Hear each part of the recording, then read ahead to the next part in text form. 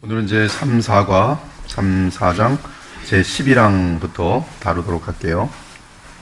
제 11항 여러분 고백합니다. 회심에 있어서 성령의 사역 시작.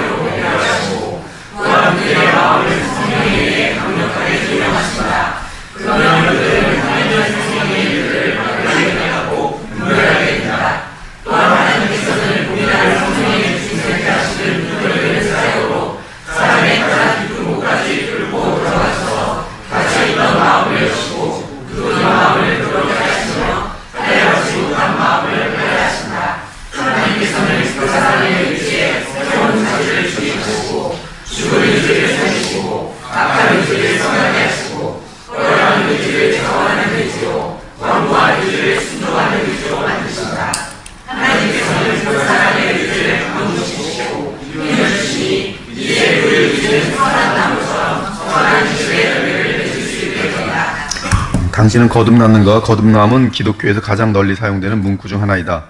많은 사람들이 자신을 그리스도인이라고 부르며 인식하지만 거듭나지 않는 가짜 신자들이 참으로 많다. 당신은 참으로 회심하였는가? 가장 기본적인, 가장 중요한 질문입니다. 이 회심은 그 신앙생활의 시작이고 또 태어남의 시작이죠. 주 예수께서 니고데모에게 말씀하셨다. 진실로 진실로 내게 이르노니 사람이 거듭나지 아니하면 하나님 나라를 볼 수 없느니라. 주 예수께서 거듭나야 한다고 말씀하셨는데 그 뜻은 정확하게 무엇인가? 복음주의 기독교에서 거듭남은 당신이 예수님을 개인적인 주님이자 구주로 받아들인 순간으로 묘사하지만 예수님은 거듭남의 역사는 사람의 일이 아니라 하나님의 일임을 강조하셨다. 하나님께서 일하심으로 이제 거듭난 사람은 이제 예수님을 구주로 영접하게 되죠. 요한복음 3장을 보면 바리새인이자 유대인의 간원이며 이스라엘의 선생인 니고데모가 밤에 예수님을 만나러 찾아왔다. 니고데모는 주 예수님을 높이 평가했고 그분에 대해 더 알아보기 위해 왔다. 그분이 누구이고 무엇을 하기 위해 오셨는지 알기 원했다. 니고데모는 예수님께 말을 건넸다. 라삐여, 우리가 당신은 하나님께로부터 오신 선생인 줄 아나이다. 하나님이 함께 하시지 아니하시면 당신이 행하시는 이 표적을 아무도 할 수 없음이니라. 니고데모는 예수께서 하나님께로부터 오셨다고 믿었다. 그는 예수께서 행하신 표적과 기적을 보았고 하나님께서 그와 함께 계시다는 것을 확신했다. 니고데모는 요한복음 2장 23절에 언급된 사람들 중 한 사람이었다. 6월절에 예수께서 예루살렘에 계시니 많은 사람이 그의 행하시는 표적을 보고 그의 이름을 믿었으나 그러나 니고데모가 예수를 믿는 것은 아직 복음적인 구원의 믿음을 가진 것은 아니었다. 따라서 거듭나기 전 바리새인이자 이스라엘의 관원이자 선생인 니고데모는 당신은 하나님께로부터 오신 선생인 줄 아나이다. 하나님이 함께 하시지 아니하시면 당신이 행하시는 이 표적을 아무도 할 수 없음이니이다. 라고 말한 것이다. 그는 예수님이 죄에서 우리를 구원하기 위해 오신 메시아라는 사실을 아직 몰랐다. 이때 예수께서 대답하신 답변이 거듭남이다.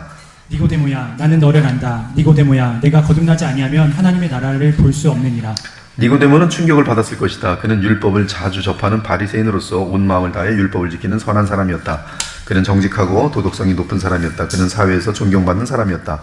니고데모는 자신이 예수께 나아가면 주께서 그를 기뻐하실 것이라고 생각했다. 그러나 주님이 그에게 주신 대답은 니고데모는 하나님 나라에 들어갈 수 없다는 것이다. 오직 거듭나야만 하나님 나라에 들어갈 수 있다고 하셨다.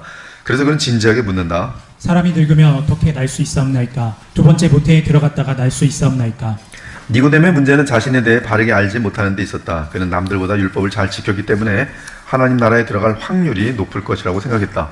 그런데 주께서 그에게 하나님 나라에 들어갈 자격이 없다고 하니 그는 당황했다. 하나님 나라에 들어가려면 거듭나야 한다. 즉 새로운 사람으로 다시 태어나야 한다. 우리는 니고데모와 다르지 않다. 아브라함의 언약의 자녀이자 바리새인이자 이스라엘의 교사인 니고데모는 율법을 아는 사람이었고 성경의 처음 5권을 외울 수 있었고 매우 존경받는 사람이자 정직한 사람이었음에도 그가 근본적으로 변하지 않는 한 그는 죽은 자일 뿐 하나님 나라에 들어갈 수 없다. 오직 거듭나야만 하나님의 나라에 들어갈 수 있다. 한편 유대교에서 가장 탁월한 선생이던 바울 역시 다메섹 도상에서 예수 그리스도를 만나 거듭난 후에야 하나님 나라를 실제로 알기 시작했다. 그는 과거에 바리새인으로 있던 자신을 회상하며 분명한 진리를 외친다. 육에 속한 사람은 하나님의 성령의 일들을 받지 아니하나니 이는 그것들이 그에게는 어리석게 보이며 또 그는 그것들을 알 수도 없나니 그러한 일은 영적으로 분별되기 때문이라. 그러므로 우리가 거듭남을 통해 죄의 종에서 하나님 자녀로 태어나는 것은 하나님 나라 들어가는 데 있어서 절대적으로 필요한 과정이다. 이처럼 하나님 나라에 들어가려면 선한 사람이 되려고 노력하는 것보다 훨씬 더 근본적인 조건이 필요하다. 여기저기서 약간의 변화를 갖는 것이 거듭남이 아니다. 근본적으로 다른 사람으로 태어나야 한다. 그것이 어떻게 가능한가? 어머니의 태에 두 번째로 들어가서 다시 태어나야 하는가? 그런 일이 가능한가? 예수께서 절대적인 진리를 선포하신다. 진실로 진실로 내게 이르노니 사람이 물과 성령으로 나지 아니하면 하나님의 나라에 들어갈 수 없느니라. 진실로 진실로 너희에게 이르노니 죄를 범하는 자마다 죄의 종이라. 그러므로 아들이 너희를 자유롭게 하면 너희가 참으로 자유로우리라. 예, 여기 아들이 자유롭게 해 주어야지만 된다는 얘기를 하고 있어요. 그러므로 거듭나는 것은 당신이 할 수 있는 일이 아니라 하나님께서 당신 안에서 행하시는 일이다. 그분은 당신을 거듭나게 하시는 분이다. 주님은 이 거듭남을 물과 성령으로 태어나는 것이라고 진술하셨다. 물과 성령으로 태어난다는 것은 깨끗해지는 것이고 새롭게 되는 것을 의미한다. 이 사건은 오직 위로부터 발생한다. 즉 거듭나는 것은 사람으로부터 오는 것이 아니라 하나님으로부터 새롭게 태어나는 것이다. 한편 예수께서는 너는 이스라엘의 선생으로서 이러한 것들을 알지 못하느냐 라고 말씀하셨다. 이는 니고데모는 구약의 말씀을 읽고 연구하는 이스라엘의 교사로서 거듭남에 대해 마땅히 알고 있었어야 했다는 뜻이다. 즉 거듭남에 대한 구약에서의 가르침이 있다는 뜻이다. 그 가르침 무엇보다 에스겔 37장에 담겨 있다. 여호와께서 권능으로 내게 임재하시고 그의 영으로 나를 데리고 가서 골짜기 가운데 두셨는데 거기 뼈가 가득하더라. 나를 그 뼈 사방으로 지나가게 하시기로 본즉 그 골짜기 지면에 뼈가 심이 많고 아주 말랐더라. 그가 내게 이르시되 인자야 이 뼈들이 능히 살 수 있겠느냐 하시기로 내가 대답하되 주 여호와여 주께서 아시나이다. 또 내게 이르시되 너는 이 모든 뼈에게 대언하여 이르기를 너희 마른 뼈들아 여호와의 말씀을 들을지어다. 주 여호와께서 이 뼈들에게 이같이 말씀하시기를 내가 생기를 너에게 들어가게 하리니 너희가 살아나리라. 너희 위에 힘줄을 두고 살을 입히고 가죽으로 덮고 너희 속에 생기를 넣으리니 너희가 살아나리라. 또 내가 여호와인 줄 너희가 알리라 하셨다 하라. 이것이 하나님께서 메시아를 통해 보내실 성령에 의한 거듭남의 내용이다. 따라서 니고데모는 구약 교사로서 이런 사실을 알아야 했다. 하지만 거듭남에서 중요한 사실은 이러한 기적의 축복은 죽은 뼈들이 스스로 일어나는 것이 아니라 하나님의 일방적인 역사라는 것이다. 사람이 처음에 부모의 에서 태어날 때 존재하지 않는 사람이 스스로 결정하러 태어나는 것이 아니듯이 성경에서 태어나는 거듭남 역시 사람이 행하는 사건이 아니다. 이것이 도르트 신조가 3, 4장, 11장이 고백하는 내용이다. 그러므로 하나님께서는 거듭남 및 진정한 회심이 발생할 수 있도록 먼저 주의 종을 통해 복음이 전파되도록 하시고 복음을 듣는 영혼에 성령께서 역사하게 하셔서 거듭나게 하시는 것이다. 따라서 거듭남의 사건을 위해서는 주의 종들이 주의 말씀에 순종하여 복음을 전하는 것이 매우 중요하다. 그런즉 그들이 믿지 아니하는 일을 어찌 부르리요 듣지도 못한 일을 어찌 믿으리요 전파하는 자가 없이 어찌 들으리요 보내심을 받지 아니하였으면 어찌 전파하리요 기록된 바 아름답도다 좋은 소식을 전한 자들의 발이여 함과 같으니라. 그러나 그들이 다 복음을 순종하지 아니하였도다. 이사야가 이르되 주여 우리가 전한 것을 누가 믿었나이까 하였으니 그러므로 믿음은 들음에서 나며 들음은 그리스도의 말씀으로 말미암았느니라. 여기 보면 복음이 전파되는 발이 반드시 있어야 되는데 그 발이 와서 그 복음을 전한다 할지라도 안 듣는 사람이 있는 것이고요. 그러나 17절에 보면 믿음은 들음에서 나며 들음은 그리스도의 말씀으로 말미암는다. 이 믿음이 발생되는 그 사람은 이제 구원을 얻게 되는 것인데요. 여기 보면 믿음의 발생에 대해서 그리스도의 말씀은 후레이마투스 크리스투라고 되어 있어고요. 이것은 성령이 역사하시는 복음을 말합니다. 즉 믿음은 복음이 전파되는 곳에서 성령의 역사로 말미암아 발생합니다. 하지만 성령께서 복음을 듣는 그 사람의 마음에 효과적으로 역사하지 않는 한 그 사람은 결코 거듭날 수 없어요. 즉 회심할 수 없습니다. 그래서 이제 그 로마서 10장에 보면 복음이 전파되더라도 성령께서 역사하지 않는 자들은 회심할 수가 없는 것이고, 그러나 믿음은 들음에서 나는데 이 들음은 이 하나님 말씀에 그 듣는 자의 그 영에 성령께서 역사하실 때 믿음이 생겨나는 것을 지금 로마서 10장은 보여주고 있어요. 그러므로 니고데모가 사람이 늙으면 어떻게 날 수 있사옵나이까, 두 번째 모태에 들어갔다가 날 수 있사옵나이까라는 질문에 우리 예수님은 니고데모야 이런 일은 오직 하나님이 구주를 통해 성령으로만 이루실 수 있다. 내 스스로 위로부터 태어나거나 물과 성령으로 태어날 수 없다. 오직 하나님의 주권에 의해 하나님의 전능하신 능력으로 이 일이 이루어진다. 육으로 난 것은 육이요 영으로 난 것은 영이니라고 대답하신 것이다. 그렇습니다. 하나님께서 이루시는 거듭남은 오직 하나님께서 복음을 듣는 자에게 우리 주 예수 그리스도를 믿고 의지하게 하심으로 나타난다.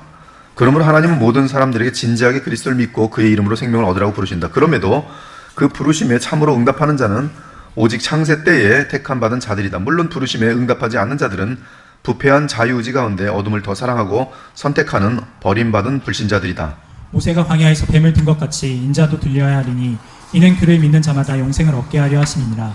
하나님이 세상을 이처럼 사랑하사 독생자를 주셨으니 이는 그를 믿는 자마다 멸망하지 않고 영생을 얻게 하려 하심이라. 하나님이 그 아들을 세상에 보내신 것은 세상을 심판하려 하심이 아니오 그로 말미암아 세상이 구원을 받게 하려 하심이라. 그를 믿는 자는 심판을 받지 아니하는 것이요 믿지 아니하는 자는 하나님의 독생자의 이름을 믿지 아니함으로 벌써 심판을 받은 것이니라. 그 정죄는 이것이니 곧 빛이 세상에 왔을 때 사람들이 자기 행위가 악함으로 빛보다 어둠을 더 사랑한 것이니라. 악을 행하는 자마다 빛을 미워하여 빛으로 오지 아니하나니 이는 그 행위가 드러날까 하며 진리를 따르는 자는 빛으로 오나니 이는 그 행위가 하나님 안에서 행한 것임을 나타내려 함이라 하시니라. 누구든지 우리의 죄를 대신하여 십자가에 달리신 예수 그리스도를 바라보며 회개하며 하나님과 그리스도께 감사하며 주의 말씀을 순종하기 시작하는 자는 택함받은 빛의 자녀들이다. 주 예수님을 믿으라. 복음의 약속은 주를 믿는 사람은 누구나 멸망하지 않고 영생을 얻는다는 것이다. 아멘. 자, 제12장 여러분이 고백합니다. 하나님의 초자연적인 사역인 중생. 중생은 거듭남입니다. 시작.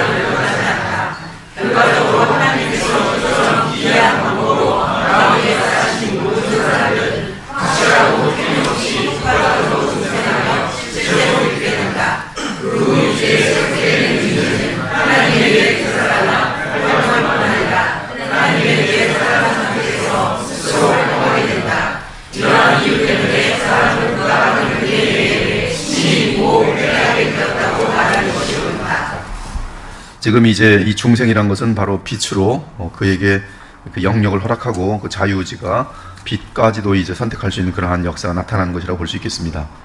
거듭남을 통해 회심함으로 그리스도인이 되는 것은 상상조차 할 수 없는 가장 놀라운 기적이다. 도르토신조 3장 12항은 중생을 새 창조라고 언급한다. 성경에는 중생은 새로운 창조이며 죽은 자들로부터 일어나는 것이고 살아난 것으로서 하나님께서 우리의 도움 없이 우리 안에 역사하시는 것이라고 분명하게 선포되어 있다. 하나님은 택한 백성을 거듭나게 하실 때 반드시 복음 전파와 함께 성령의 역사를 나타내신다. 너희가 거듭난 것은 썩어질 씨로 된 것이 아니요 썩지 아니할 씨로 된 것이니 살아있고 항상 있는 하나님의 말씀으로 되었느니라. 즉 에스겔 37장의 환상처럼 죽은 뼈와 같은 상태에서 살아난 사건이 거듭남으로써 그 바탕은 죽음에서의 부활이다. 그러므로 신자의 거듭남은 예수님의 십자가 속량 및 부활과 연결되어 있다. 또 그 안에서 너희가 손으로 하지 아니한 할례를 받았으니 곧 육의 몸을 벗은 것이요 그리스도의 할례니라. 너희가 세례로 그리스도와 함께 장사되고 또 죽은 자들 가운데서 그를 일으키신 하나님의 역사를 믿음으로 말미암아 그 안에서 함께 일으키심을 받았느니라. 그러므로 바울은 거듭남은 새 창조라고 말하였다. 물론 새 창조의 시대는 그리스도의 부활 이후이다. 그런즉 누구든지 그리스도 안에 있으면 새로운 피조물이라. 이전 것은 지나갔으니 보라 새 것이 되었도다. 그러므로 거듭난 사람들은 거듭나지 않은 사람들에게 이러한 거듭남의 사건이 일어나도록 기도해야 한다. 그 일은 참으로 오직 전능하신 하나님께 속한 일이기 때문이다. 그리고 하나님께서 죽은 자를 살리실 때의 수단이 복음 전파이기에 우리는 하나님의 아들이요 그리스도이신 예수님의 십자가 속량과 부활을 전하여야 한다. 그러므로 도르트 신조는 신자들의 복음 전파와 함께 나타나는 택함받은 자들의 반응은 성령의 신비한 역사로 인한 인격적인 반응이라고 고백한다. 결과적으로 하나님께서 이처럼 기이한 방법으로 마음에 역사하신 모든 사람들은 확실하고 틀림없이 효과적으로 중생하며 실제로 믿게 된다. 그 후 이제 새롭게 된 의지는 하나님에 의해 되살아나 활동할 뿐만 아니라 하나님에 의해 살아난 상태에서 스스로 활동하게 된다. 이러한 이유 때문에 사람은 그가 받은 은혜에 의해 친히 믿고 회개하게 되었다고 말하는 것이 옳다. 예, 마지막 보면 그가 받은 은혜에 의해서 은혜가 없었다면 그는 절대로 믿음과 회개가 나타날 수 없는데 그가 받은 은혜에 그 사람이 이제 자기의 자유의지를 가지고 친히 믿고 회개하게 되었다고 말하는 것이 옳다. 짧은 말이지만 상당히 그 모든 신학적인 내용을 다 지금 포함하고 있는 그런 상태예요. 은혜에 의해 변화된 그 사람은 이제 자신의 자유의지를 가지고 믿고 회개하고 그런 역사들이 나타난다. 그렇게 말하는 것이 옳다. 제13항 헤아릴 수 없는 중생의 방법. 시작.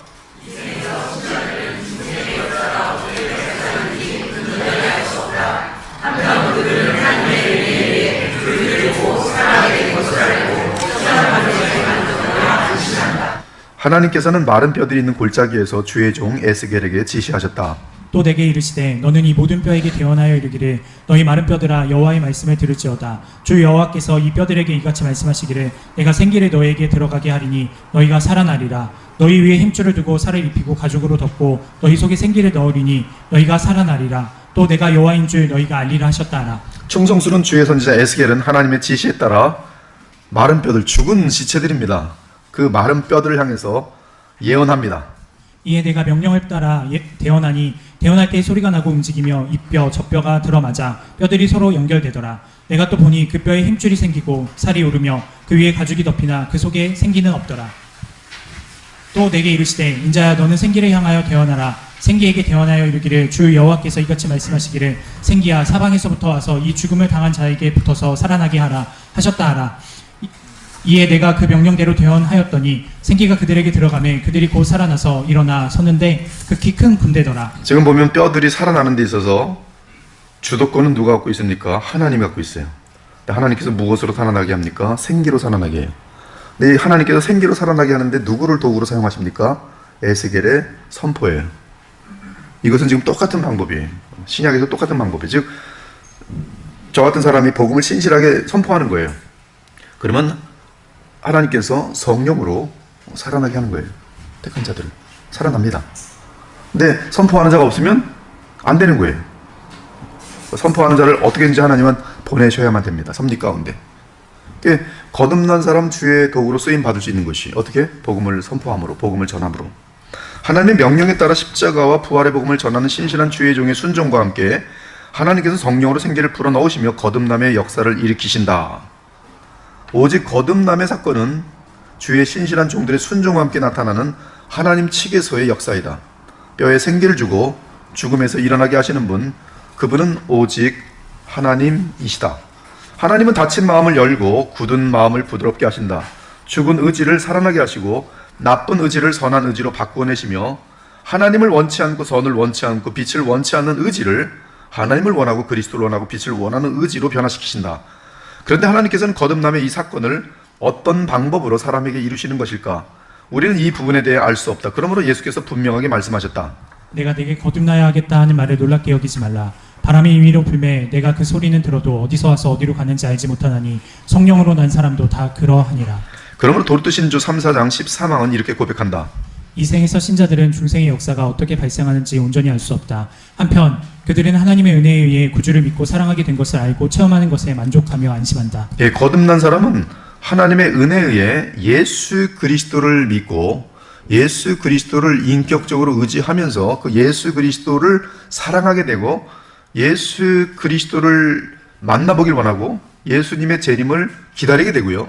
정확하게 예수님과의 어떠한 인식과 의식이 그에게 무리 없이 있는 것이에요. 그리고 그러한 어떤 하나님 나라를 체험하는 것이죠. 이 세상에 줄 수 없는 평강과 기쁨 같은 것들이 이제 교회를 통해서나 말씀을 묵상할 때 뭔가 막 모르던 것들이 막 오는 그런 어떤 그런 지각의 깨달음들이 있고 또 감정이 하나님을 막 사랑하고 또 내가 할 수 없었던 것들을 하게 되는 순종이라는 것을 하죠. 하기 싫은데 하는 것이 순종인데 용서하게 되고 기도하게 되고 이 거듭남은 신비이다. 기적 중에 최고의 기적이다. 그것은 초자연적인 경이로운 사건이다. 거듭남의 사건은 오직 변화의 열매로만 알 수 있다. 즉 영적으로 죽었던 자가 살아나서 활동하고 눈먼 자가 보며 귀머리가 듣고 앉은 뱅이가 기쁨으로 뛰어다닌다. 이것이 그리스도의 복음 안에서 하나님께서 죽음에서 일으키신 성령으로 거듭난 사람의 실제 상태이다. 그러므로 회심을 확신하려면 거듭남의 열매를 확인하라. 그리스도 예수님과의 인격적인 인식과 의식을 확인하라. 믿음으로 그리스도와 연합한 상태에서 성령의 열매가 맺히는가? 완전한 열매를 맺히는 걸 의미하지 않아요. 그러나 사랑과 오래 참음과 자비와 양성과 이런 것들이 내게서 이제 생기는 것이 보여지면은 그것은 거듭남의 열매들이죠. 그리스도 없이는 죄에 대해 절대적으로 무능한 자신을 확인하라. 그리스도를 놓치고 나면 바로 죄로 돌아가는 과거 옛사람으로 돌아간 자신을 볼 때 나는 죄덩어리구나. 주님을 놓치면 나는 그냥 죄밖에 없다라는 분명한 깨달음을 놓고 절대적으로 그리스도를 붙드는 자들, 절대적으로 그리스도를 필요로 하는 자들은 바로 거듭난 생명이 그 안에 있기 때문에 그렇게 되는 것이. 그러므로 그리스도와 믿음으로 연합하기를 힘쓰는지 확인하라. 그리스도 안에서 기도하고 그리스도의 십자가와 부활의 의미가 내게 와닿으며 그러므로 살아계신 그리스도를 믿음으로 연합하고 있는지 확인해라. 거듭난 생명은 주의 종의 설교를 먹으며 자라난다. 거듭난 신자의 영적 성장은 매우 뚜렷해요. 거듭난 신자에게 가장 소중한 만남은 복음을 증거하는 신실한 일꾼과의 만남입니다. 그러므로 우리 자신에게, 우리 자녀에게, 그리고 또한 우리가 사랑하는 사람들에게 가장 중요한 것은 복음의 설교이다. 복음의 설교는 십자가 부활의 균형성을 가지고 죄 사함뿐만 아니라 사도행전 13장을 직접 한번 또 보세요. 38절, 39절 한번 읽어볼까요? 그러므로 형제들아 너희가 알 것은 이 사람이 힘입어 죄사함을 너희에게 전하는 이것이며 또 모세의 율법으로 너희가 의롭다 하심을 얻지 못하던 모든 일에도 이 사람이 힘입어 믿는 자마다 의롭다 하심을 얻는 이것이니라. 여기 지금 바울이 얘기한 이 38절, 39절을 보면 두 가지가 나오는데, 하나는 이 사람 예수님을 힘입어 죄사함이에요. 죄사함. 예수 그리스도의 십자가의 이 죽으심은 죄사함에 대한 가장 중요한 바탕입니다. 근데 한 가지는 뭐냐면 또 예수께서 부활하심으로 말미암아 의롭다 하심을 얻어요. 근데 그 의롭다 하심을 얻은 예수께서는 그가 가지고 있는 가죽옷을 믿는 그들에게 동일한 예수를 믿는 거예요. 부활하신 예수를 믿는 것입니다. 예수님을 믿는 거예요. 그 예수님을 나를 위하여 십자가에 돌아가신, 나를 위해 속량하신 예수님으로 살아계신 예수를 믿는 거예요. 즉 어떤 사건을 믿는 것이 아니라 이 사건 플러스 내 앞에 지금 주와 그리스도로 살아계신 예수님을 믿는 것, 인격적인 만남, 인격적으로 그를 의지함이 참된 믿음인데, 이때 나를 위하여 죽으신 사건을 인식하고 그것을 말씀대로 믿는 것은 죄사함의 근거가 돼요. 법적으로. 살아계신 예수님을 믿는 것은 그분이 부활하심으로 말미암아 내게 칭의를 주는, 나를 의롭다 칭하게 하신 하나님 앞에서 나를 가죽 옷으로 덮어 입히시는 것이거든요. 그의 의의 옷으로 입히시는 것이거든요. 그럼 하나님께서 보실 때는 우리는 지금 여기 보면 38절에 보면 그 사람을 힘입어 너희의 의롭다 하심을 얻지 못하던 모든 일에도 이 사람을 힘입어 의롭다 하심을 얻게 되는데, 의롭다 하심을 얻으면 하나님의 약속은 뭔지 아십니까? 하나님 앞에서 완전한 의를 얻는 사람에게는 영생이 약속되어 있어요. 영화롭게 되는 것이 약속되어 있어요. 아담이 이루지 못했던 그 영화를, 즉 의를 완성해야지만이 되는 그 영화를 예수께서는 우리에게 주시기 때문에, 그러므로 요한복음 3장 16절 같은 데도 보면 예수를 믿으면 영생을 얻는 거예요. 영생이란 것은 곧 내가 의를 이루었다는 뜻이. 내 의입니까? 내 의가 아니잖아요. 예수 그리스도의 의를 덧입는 거란 말이에요. 그러니까 죄사함과 영생, 이것은 예수님의 십자가 부활이 균형 있게 우리에게 선포될 때 이 사람을 힘입어 죄책에 대한 자유함 플러스 주님과의 교통 속에서 오는 영생을 누림은 곧바로 죄와의 싸움. 로마서 6장에 보면 내 속에서의 죄와의 싸움, 로마서 7장에 보면 그 싸움의 갈등의 치열함 속에서 또다시 살아계신 예수 그리스도를 믿음으로 생명의 성령의 보이 죄와 사망의 법에서 나를 해방하는 그 자리까지 가게 되면서 이 복음을 온전히 알게 될 때는 해방의 자리까지 가도록 반드시 이끌림을 받게 되고, 해방의 자리까지 간다는 것은 죄가 싫어지는 정도가 되는 것이, 예수 그리스도 하는 지식의 고상함 때문에, 그 아름다움 때문에, 고결함의 그 기쁨이 무엇인지를 알기 때문에, 하나님 나라를 누리기 때문에, 이러한 자리로 올 때 우리는 짧은 인생 가운데 예수님 신속하게 닮아가는 뚜렷한 이 거듭남의 분명한 역사가 나타나는 것이죠. 이 모든 것들이 그런데 복음의 설교 속에 담겨 있어요. 복음의 설교.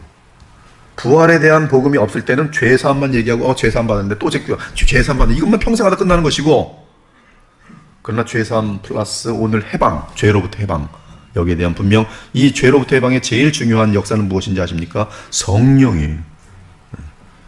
부활하신 그리스도께서 아버지께로부터 받아 보내시는 성령 곧 그리스도 영이세요. 곧 그리스도시요.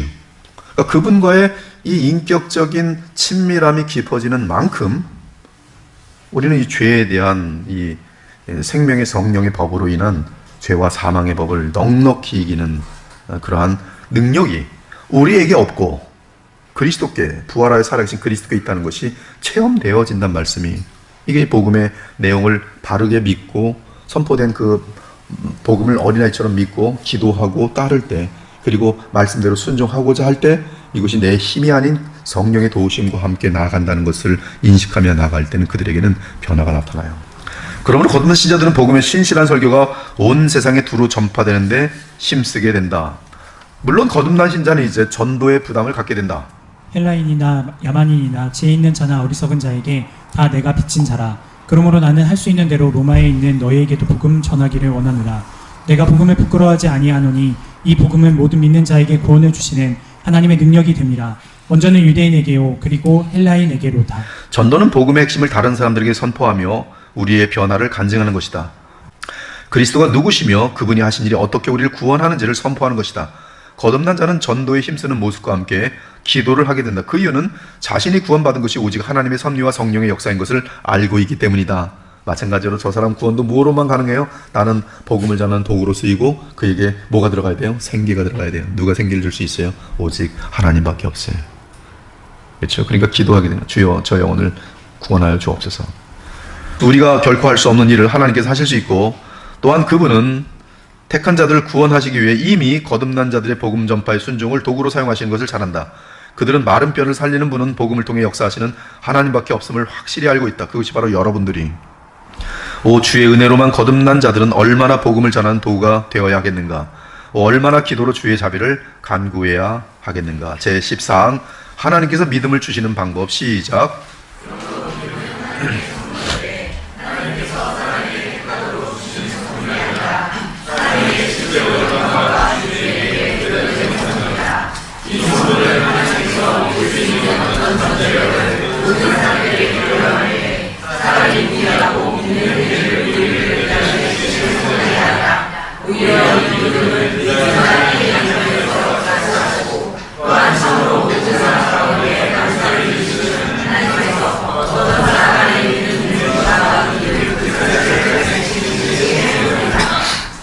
교만한 칼빈주의자라는 말이 있다. 그러나 그런 말은 있을 수가 없어요. 교만한 개혁주의자 역시 모순된 말입니다. 그 이유는 진정한 개혁주의자는 오직 은혜를 외치기 때문이다. 오직 은혜를 외치는데 어떻게 교만하겠습니까? 주의 무조건적인 택하심이 그들의 구원의 요인이기에 그들의 자랑은 하나님의 주권적인 사랑과 오직 예수님과 그분의 십자가밖에 없다. 우린 도르도 신조 3사항 11항에서 회심 또는 거듭남은 오직 그리스도 안에 있는 하나님의 은혜로 말미암은 성령의 역사라는 것을 배웠다. 그는 죄로 죽은 우리를 그리스도 예수 안에 살리신다. 하지만 이제 14항에서 우리는 신자의 믿음조차도 오직 하나님의 역사라는 것을 배운다. 믿음은 하나님께서 우리에게 주시는 선물일 뿐만 아니라 믿음을 행사하게 하시는 분도 하나님이시다. 즉 하나님은 믿음을 선물로 주시고 각 인간의 자유의지에 그 선물 사용 여부를 맡기신 것이 아니라 실제로 믿음을 주시고 믿음을 행하도록 거듭남을 통해 사람의 마음을 바꾸어내신다. 하나님께서 믿음을 주시면 그 사람 반드시 믿음을 실현하도록 돼 있어요. 그래서 구원받게 되도록 돼 있단 말씀이에요. 이처럼 하나님은 믿음의 선물을 주심과 함께 의지를 변화시키시며 믿는 행위로 열매를 맺게 하신다. 그러므로 신조 14항은 이렇게 고백한다. 오히려 이 믿음은 의지나 행위 양면에서 역사하시고 또한 참으로 모든 사람 가운데 만사를 이루시는 하나님께서 어떤 사람 안에 믿는 의지와 믿음 그 자체를 발생시키는 시기의 선물이다. 오히려 이 믿음은 의지나 행위 양면에서 역사하시고 또한 참으로 모든 사람 가운데 만사를 이루시는 하나님께서 어떤 사람 안에 믿는 의지와 믿음 그 자체를 발생시키는 시기의 선물이다. 그러나 알미니안들은 이렇게 믿지 않는다. 안타깝게도 오늘날 많은 기독교 신자들이 알미니안들이 되어 있다. 그들은 믿음은 하나님의 선물이라고 말한다. 여기까지는 우리랑 같아요. 그러나 믿음은 사람의 자유의지를 바꾸어내지는 못한다. 자유의지는 인간 정체라는 거예요.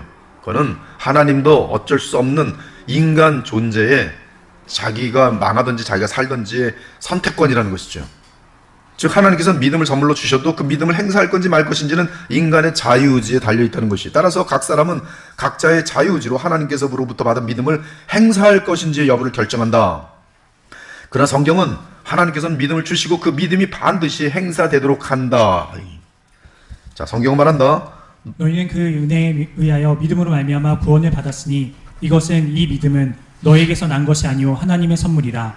너희 안에서 행하시는 이는 하나님이시니 자기의 기쁘신 뜻을 위하여 너희에게 소원을 두고 행하게 하시나니. 예, 지금 빌립보서 2장 13절 같은 경우는 바로 우리에게 뭘 뜻하고 행하는 것은 결국 이 복음과 관련된 그런 모든 선한 것들은 결국 시작은 하나님이시라는 사실을 정확히 알려주고 있어요. 하나님이 우리를 구원하사 거룩하신 소명으로 부르심은 우리의 행위대로 하심이 아니오 오직 자기의 뜻과 영원 전부터 그리스도 예수 안에서 우리에게 주신 은혜대로 하심이라. 예, 영원 전부터 그리스도 예수 안에서 우리에게 주신 은혜대로 하심이라. 이방인들이 듣고 기뻐하여 하나님의 말씀을 찬송하며 영생을 주시기로 작정된 자는 다 믿더라. 그러므로 성경은 우리가 그리스도인이 되는 것과 우리가 얻는 구원에 관해서는 그 어떠한 작은 공로도 우리는 주장할 수 없다고 분명히 가르쳐준다. 우리의 구원은 처음부터 끝까지 하나님의 은혜로 이루어진다. 그리고 여기에 믿음이 포함된다. 믿을 수 있는 능력뿐만 아니라 믿는 행위 그 자체도 하나님의 은혜에 포함된다. 이러한 진리가 신자에게 중요한 이유는 지금 이것이 그럼 왜 이렇게 중요한가? 이렇게 배울 건지 알미니아를 배울 건지 알미니아를 배우면 항상 내가 했어요. 내가. 하나님의 은혜에 대한 인식. 하나님의 은혜 맞아. 근데 그 은혜는 나를 변화시키는 것까지 오지 못해요. 그냥 은혜를 나를 변화시키려고 어느 정도까지 와요. 그리고 최종 결정은 다시 내가 내는 거예요. 하나님도 고맙긴 해요. 그렇지만 결국은 내가 잘한 거예요. 이 인식이 얼마나 큰 차이가 나는지 바로 이 인식 끝에 가면 거기 끝에 누가 있냐? 마귀가 있어요. 고린도서 1장만 보더라도 신자가 구원을 받은 것은 오직 은혜라는 것이 강조된다. 그리스도 예수 안에서 너희에게 주신 하나님의 은혜로 말미암아 내가 너희를 위하여 항상 하나님께 감사하노니 너희를 불러 그의 아들 예수 그리스도 우리 주와 더불어 교제하게 하시는 하나님은 미쁘시도다. 부르시는 분은 하나님이에요. 계속. 오직 부르심을 받은 자들에게는 유대인이나 헬라인이나 그리스도는 하나님의 능력이요 하나님의 지혜니라. 형제들아 너희를 부르심을 보라. 육체를 따라 지혜로운 자가 많지 아니하며 능한 자가 많지 아니하며 문벌 좋은 자가 많지 아니하도다. 이는 아무 육체도 하나님 앞에서 자랑하지 못하게 하려 하심이라. 너희는 하나님으로부터 나서 그리스도 예수 안에 있고 예수는 하나님으로부터 나와서 우리에게 지혜와 의로움과 거룩함과 구원함이 되셨으니 기록된 바 자랑하는 자는 주 안에서 자랑하라 함과 같게 하려 함이라. 자랑하는 자는 오직 예수님과 하나님 외에 자랑할 것이 없다는 것이죠. 물론 바울의 글 여러 곳에서 동일한 내용이 선포된다. 누가 너를 남달리 구별하였느냐? 내게 있는 것 중에 받지 아니한 것이 무엇이냐? 내가 받았은즉 어찌하여 받지 아니한 것 같이 자랑하느냐? 세례 요한은 역시 이 사실을 확증합니다. 요한이 대답하여 이르되 만일 하늘에서 주신 바 아니면 사람이 아무것도 받을 수 없느니라. 이처럼 주의 종들은 신자들이 가진 모든 선한 것, 특히 구원은 처음부터 끝까지 전적으로 하나님에게서 온 것이라고 선포하며 가르친다. 이는 아무 육체도 하나님 앞에서 자랑하지 못하게 하려 하심이고 자랑하는 자는 주 안에서만 자랑하도록 하기 위함이다. 이러한 믿음은 사람의 지혜에 있지 아니하고 다만 하나님의 능력에 있어요. 이 믿음은 하나님의 능력에서 우리에게 전달된 선물인데 그 전달된 선물을 받을 때 그들은 이 믿음에 의해서 바른 결정들과 또 주님을 의지함이 나타나는 것이죠. 이것이 구원하는 믿음에 관한 진리로서 하나님께서 우리 안에서 원하시는 믿음이며 그 믿음은 하나님께서 우리 안에 믿고자 하는 열망을 일으켜 역사하시는 믿음이다. 그러므로 결국 우리는 우리의 구원과 성화와 영화를 되돌아보며 모든 감사와 영광과 찬양을 오직 하나님과 그리스도께만 돌리게 된다. 제15항 하나님의 은혜에 대한 반응들 시작.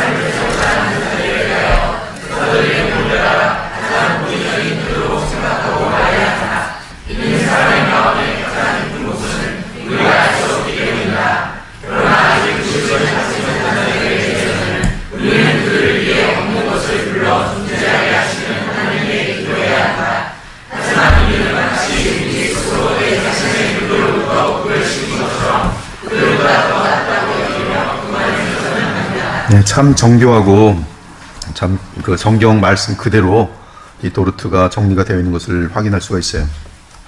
사람의 구원에 있어서 하나님은 아무에게도 도움을 받지 않으신다. 구원을 받은 그 사람에게서도 아무런 도움을 받지 않으신다. 하나님이 인간에게 무엇을 빚으시겠는가? 누가 하나님을 뭔가 갚아야 하는 입장에 처하게 할 수 있겠는가? 죄와 부패와 사악함과 거짓 외에는 아무것도 없는 사람에게 하나님께서 무엇을 빚으시겠는가? 사람은 하나님께 무엇을 하시라고 지시할 수 없다. 물론 기도를 통해 선한 간청을 올릴 수 있다. 그러나 그것은 하나님을 빚진 사람처럼 대하는 자세가 아니라 오히려 지극히 높으신 창조주로 모시고 간구하는 것이다.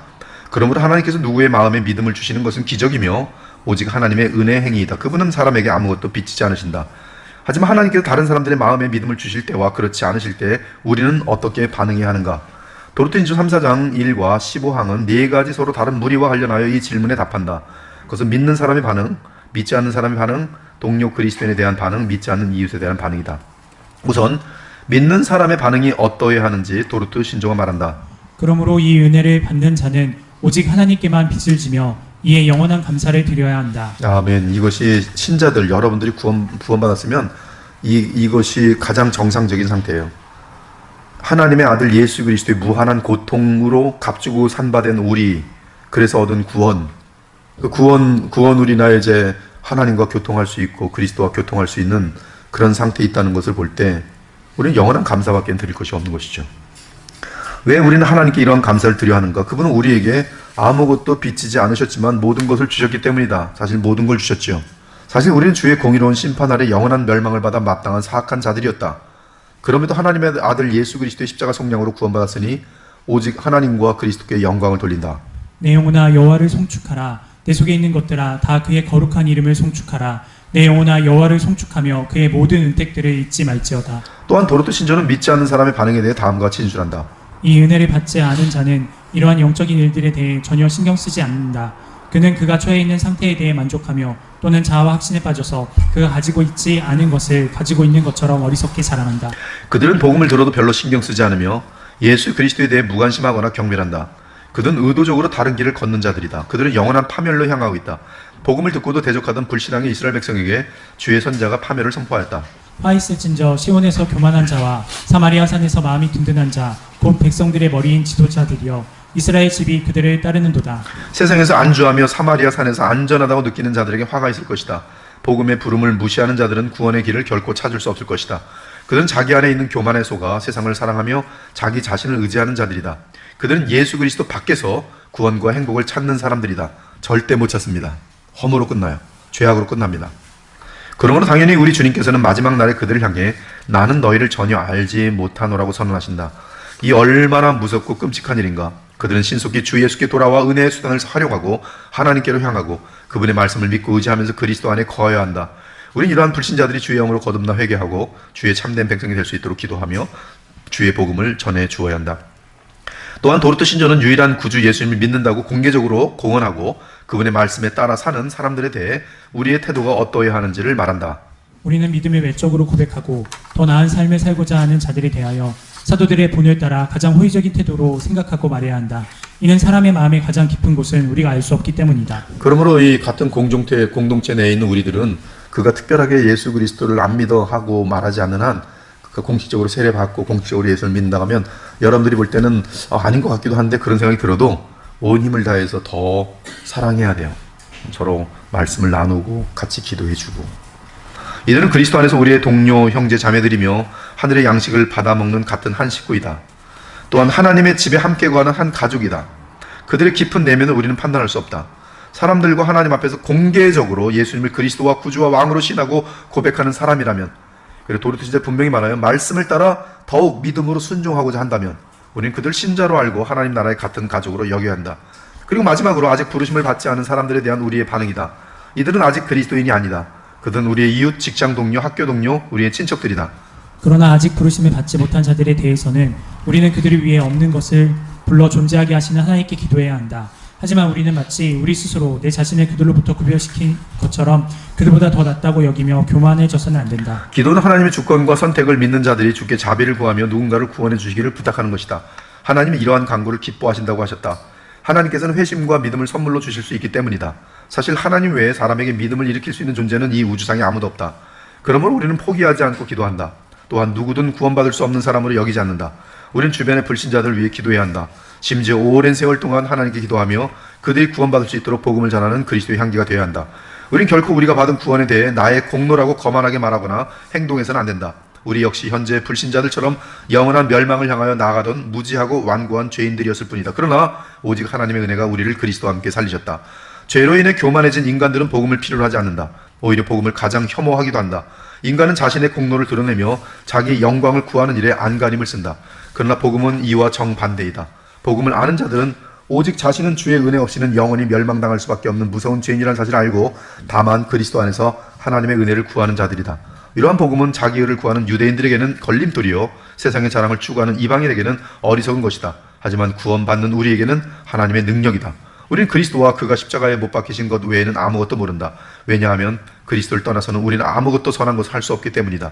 우리의 믿음과 우리의 구원은 모두 하나님과 그리스도께 있다. 일부분이 아니라 구원과 믿음 전체가 전부 하나님의 은혜다. 우린 내가 공을 세운 일이 아닌 것에 대해 자랑해서는 안 된다. 구원에 관한은 우리에게는 아무런 공로가 없다. 그러므로 우리는 하나님께서 우리에게 일방적으로 행하신 구원에 대해 한없는 찬양을 돌려야 한다. 아멘. 제 16항 중생의 효과 고백합니다. 시작.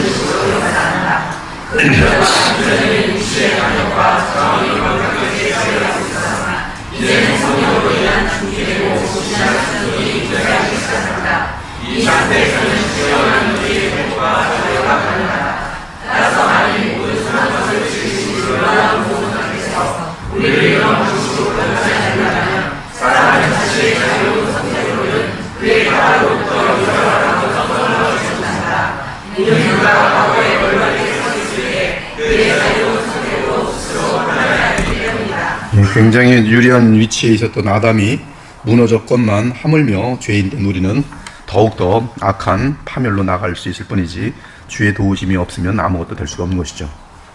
하이퍼 칼빈주의자들이 있다. 그는 도르토 신조 3, 4장 16항을 모르는 자들이다. 조롱조로 쓰이는 하이퍼는 지나친 열정이란 뜻보다는 차가운 기계라는 뜻이다. 기계라는 뜻이 더 강하다. 한국말로는 극단적 칼빈주의자들이라고 부른다. 이들은 하나님께서 택하신 사람은 저절로 기계적으로 구원받는다고 믿는다. 따로 사람이 할 일은 아무것도 없다. 그들 하나님의 주권과 인간의 책임에 대한 신비로운 관계를 믿음으로 받아들이기보다 인간의 논리를 의지함으로 한쪽으로 치우쳐버린 사상을 붙든 자들이다. 즉 하나님의 주권을 기계적으로 강조한 나머지 인간의 인격적 반응을 무시한 사상이다. 따라서 이들은 운명론자들이 된다. 즉 사람은 단지 하나님의 주권에 따라 움직일 수밖에 없는 생명 없는 벽돌이나 돌과 다를 바가 없다. 극단적 칼빈주의자는 모든 사람에게 복음을 전파하는 부름, 복음의 제한, 회개하고 믿으라는 명령 등은 아무런 효력이 없으므로 그런 일을 할 필요가 없다고 믿는다. 물론 기도도 필요 없다. 성경은 하나님의 주권은 죄로 인하여 영적으로 죽은 인간의 인격을 생명으로 살려내므로 믿음이라는 인격적인 반응을 나타나게 한다고 말한다. 생명으로 살려내므로 이제 믿음이라는 인격적인 반응을 나타나게 한다. 이때 하나님의 주권은 먼저 믿은 자들의 기도와 복음 전파, 복음의 향기들을 사용한다. 따라서 거듭난 신자들 하나님의 주권에 따라 더욱 부지런히 복음을 전파하고 모든 사람에게 진지하게 복음의 향기가 되고자 하는 것이다. 우리가 주의 음성을 진지하게 전할 때 하나님의 주권에 따라 성령으로 거듭나는 자는 가장 먼저 주의 은혜에 의해 주어진 믿음으로 인격적인 반응을 하게 된다. 이후로 거듭난 신자는 하나님의 명령에 순종할지 불순종할지에 대한 자유의지적인 선택을 할 수 있게 된다. 물론 신자가 주께 순종하는 면에 있어서도 누군가가 그를 위해 기도하거나 또는 하나님의 주권에 의해 그리고 끊임없이 중보기도 하시는 그리스도의 강구로 인해 하나님은 그 신자로 하여금 회개하여 돌이키게 하시고 섭리적인 만남을 통해 도전을 받게 하시고 또한 예배 때나 기도할 때나 말씀을 읽을 때 성령으로 역사하심으로 마음을 주께로 향하여 믿게 하신다. 지금 구원받은 자들에 대해서도 그들이 믿음이 지금 막 지쳐 있을 때 믿음을 이끄시는 분은 하나님이시라는 것이. 근데 그때 하나님께서 이 사람의 믿음을 이끄시는 이유는 중보자 예수 그리스도의 기도 때문에 반드시 그리하시지만 또한 우리들이 서로 기도할 때는 그 기도 응답들이 되는 거예요. 목사는 양떼들을 위해 기도해요. 근데 기도를 그 스스로가 일어나는 그런 기도를 하는 거 아니잖아요. 다 지쳐 쓰러지고 있을 때 믿음을 잃어가고 있을 때 주님께서 다시 붙들어 주시기를. 즉 그가 가졌던 회복의 그 요인이 누굽니까? 결국 하나님이에요. 근데 하나님은 어떻게 일을 하십니까? 하나님 스스로 친히 독단적으로 일하시기도 하시겠지만 그러나 언제나 그리스도의 중보 기도, 영원한 기도예요. 그래서 버림받을 수가 없는 것이. 근데 동시에 그리스도의 마음을 가지고 우리가 기도하는 기도는 엄청난 것이죠. 엄청난 것이죠. 그리고 신자가 거듭난 이후에도 하나님의 주권 및 신자의 믿음의 반응은 매우 신비한 관계에 놓이게 된다. 그러므로 신자 역시 순종을 다한 후에도 오직 주의 은혜라고 고백하게 된다.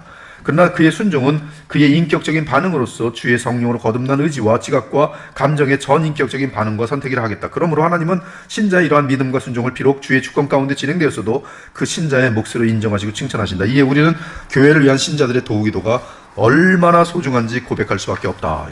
바울은 주의 백성들에게 계속 기도를 부탁했어요. 기도 좀 해주십시오. 기도 좀 해주십시오. 목자를 위해서는 여러분들이 기도를 많이 하셔야 돼요.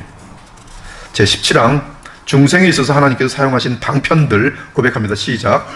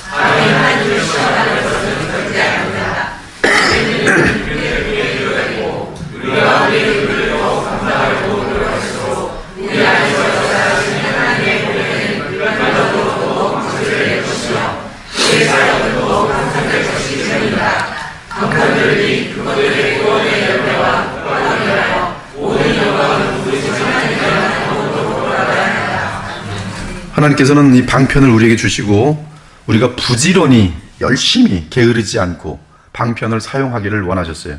즉 하나님의 주권과 방편을 통한 인간의 책임이 신비하게 조화를 이루도록 하셨어요.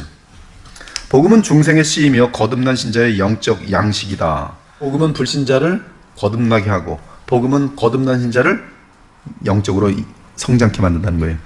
무엇만 있는 거예요? 복음만 있어요. 복음이 누굽니까? 예수 그리스도인. 십자가에 돌아가신 예수 그리스도, 살아계신 예수 그리스도. 그게 교회의 핵심이. 복음이 제시하는 그리스도의 십자가 속량과 살아계신 그리스도 예수님의 중보사역은 불신자의 거듭남과 신자의 영적 성장을 위해 절대적으로 필요한 메시지다. 그러므로 복음 선포는 교회를 세우고 확장하는 일에 있어서 절대적이며 성도들이 서로 하나가 되어 그리스도의 형상을 닮아가는데 절대적이다. 그러므로 주의 종들과 교회는 주께서 은혜의 방편으로 삼으신 기도와 말씀에 집중해야 한다.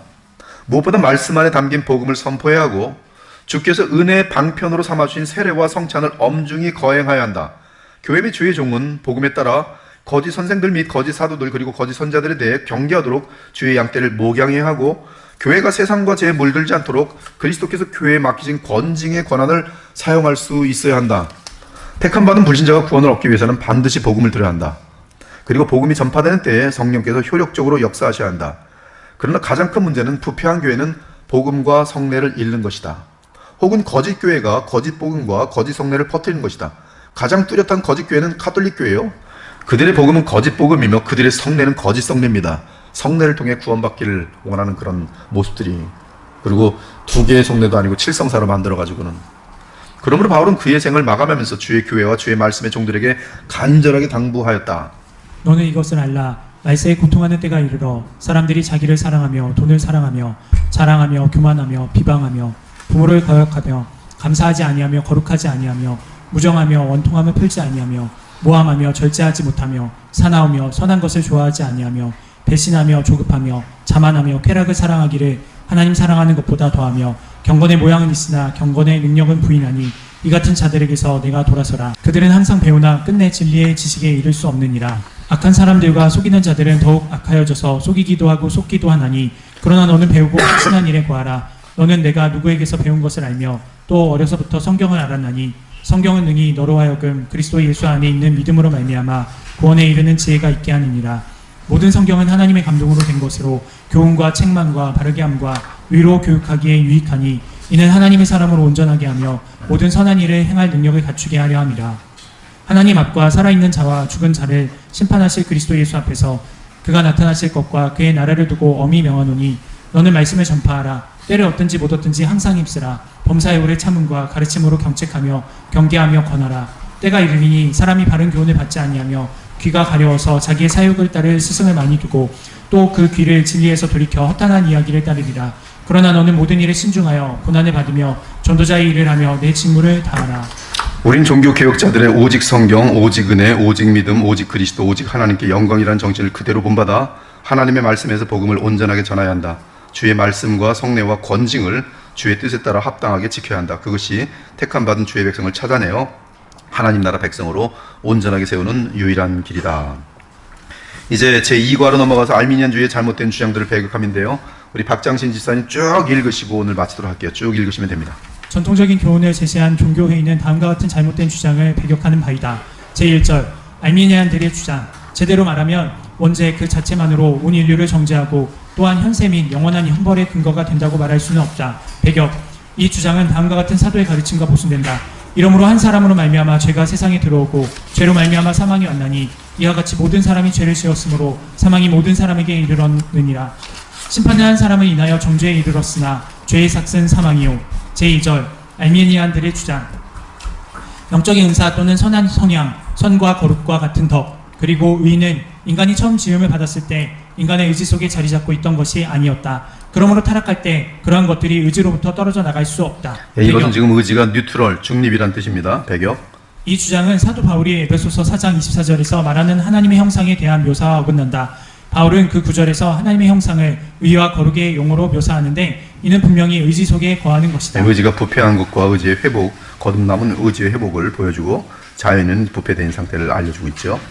제3절 알미니안들의 주장. 영적인 사망으로 영적인 은사들이 인간의 의지로부터 떨어져 버린 것이 아니다.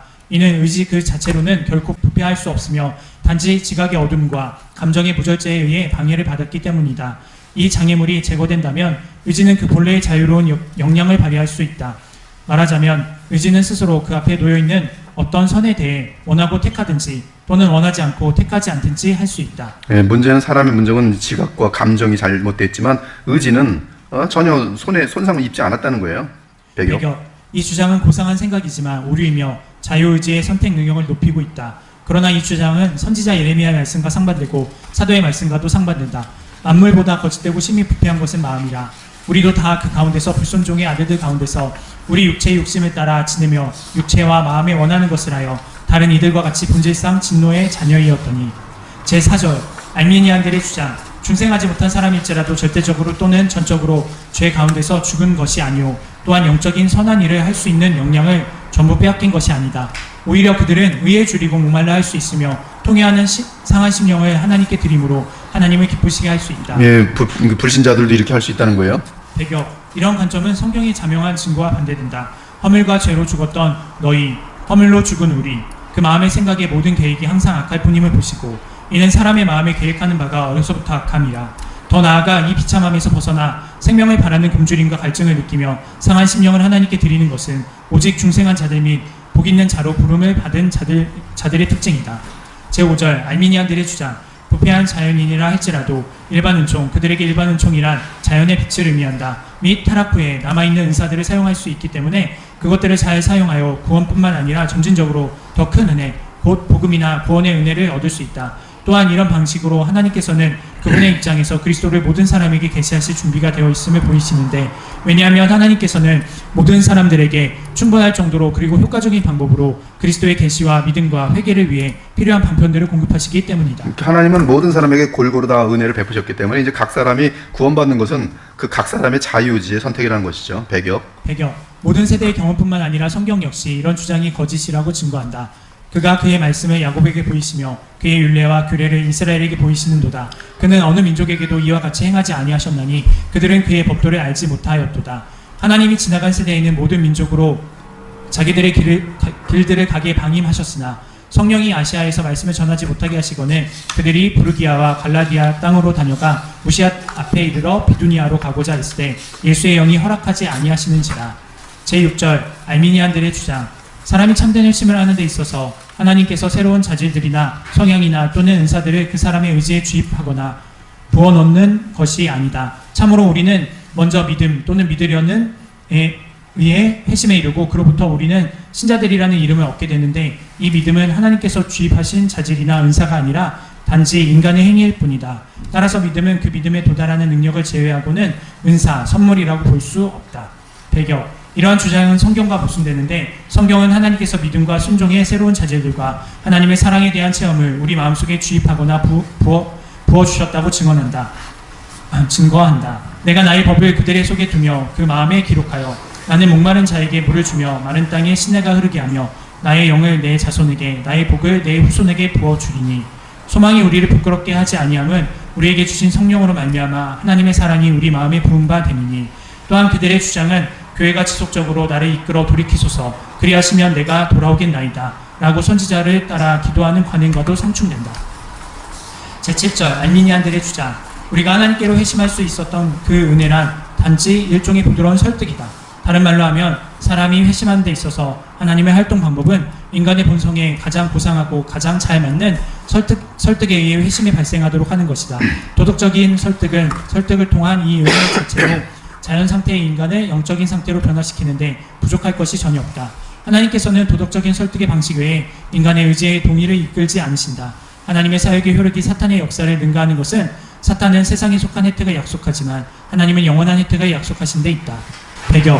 위의 내용은 전적으로 펠라기우스파의 주장이요 성경 전체와 모순된다. 성경은 인간의 회심에 있어서 이러한 설득뿐만 아니라 또한 훨씬 더 효력있고 신성한 성령의 사역을 인정하기 때문이다. 또 새 영을 너희 속에 두고 새 마음을 너희에게 주되 너희 육신에서 굳은 마음을 제거하고 부드러운 마음을 줄 것이며. 제8절 알미니안들의 주장. 하나님께서는 사람을 중생시키는 데 있어서 틀림없이 중생되도록 그의 전능하신 능력을 강력하게 사용하여 인간의 의지가 믿음과 회심으로 향하도록 만드시는 것은 아니다. 하나님께서 인간의 회심에 필요한 모든 은혜의 사역들을 다 이루어 놓으셨더라도 인간은 실제로 종종 그러한 것처럼 그를 회심케 하려는 하나님과 성령의 의도와 뜻을 거절할 수 있다. 즉 인간은 자기 자신의 중생을 철저하게 좌절시킬 수 있는데, 이는 중생할지 말지에 대한 결정이 그의 자신의 능력에 달려있기 때문이다. 배경. 이와 같은 주장은 인간의 회심에 있어서 하나님의 은혜의 효과적인 기능을 제거하는 것이며 전능하신 하나님의 활동을 인간의 의지에 종속시키는 것으로서 사도의 가르침과 반대된다. 그의 힘의 강력으로 역사심을 따라 믿는 우리에게 우리 하나님이 믿음의 역사를 능력으로 이루게 하시고 그의 신기한 능력으로 생명과 경건에 속한 모든 것을 우리에게 주셨으니. 제9절 알미니안들의 주장. 은혜와 자유의지의 선택은 서로 함께 회심의 시작을 일으키는 부분적인 요소들이다. 특히 인간관계에 있어서 은혜가 의지보다 먼저 선행되는 것은 아니다. 다시 말해서 인간의 의지가 스스로 움직여 결정하기 전에 하나님께서 사람의 의지를 효과적으로 도와서 회심에 이르게 하는 것이 아니다. 배경. 초대교회는 이미 오래전에 사도의 말씀을 바탕으로 하여 펠라기우스의 이러한 교리를 전제하였다. 그런즉 원하는 자로 말미암음도 아니요 다른 박제하는 자로 말미암음도 아니요 오직 긍휼히 여기시는 하나님으로 말미암음이니라. 누가 너를 남달리 구별하였느냐? 내게 있는 것 중에 받지 아니한 것이 무엇이냐? 너희 안에서 행하시는 이는 하나님이시니 자기의 기쁘신 뜻을 위하여 너희에게 소원을 두고 행하게 하시나니.